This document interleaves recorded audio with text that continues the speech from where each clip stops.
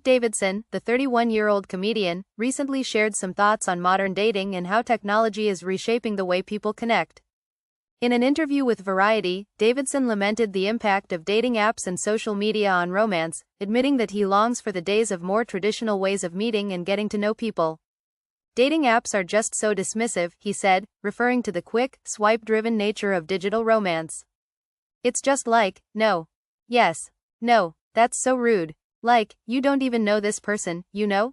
His frustration is clear. The fast-paced, often shallow nature of online dating leaves little room for real connection. Davidson didn't just stop there. He also expressed concern for younger generations who are navigating this tech-heavy dating landscape. They don't even have a shot, he said, reflecting on how social media and constant connectivity have made it harder for people to truly connect. Growing up with flip phones and less constant connectivity, Davidson feels a deep sense of nostalgia for a simpler time, one that didn't involve constant pressure or the anxiety that comes with modern dating. While acknowledging his own struggles with anxiety, Davidson highlighted the toll that the internet and social media can have on mental health. I think social media and the internet and the phone in general make everything really difficult and can cause a lot of anxiety and get you doing bad, he shared. In a world where information is constantly at our fingertips, Davidson believes the constant exposure to others' lives can make us feel bad about our own. We're not supposed to see everyone's all day, he said, emphasizing that there used to be a time when finding out new information was a slower, more personal process, whether through a phone call or a casual conversation. For those navigating relationships and self-esteem in this digital age, Davidson has some advice. My advice would just be to try and not let social media or this fictitious world that we're all trying to have a profile on affect how you behave in everyday life, he said.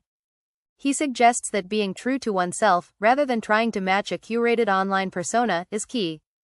It's easy to get lost in the doom-scrolling culture of comparing ourselves to others, but Davidson encourages people to focus on authenticity, saying that being shamelessly who you are is now one of the most attractive qualities a person can have.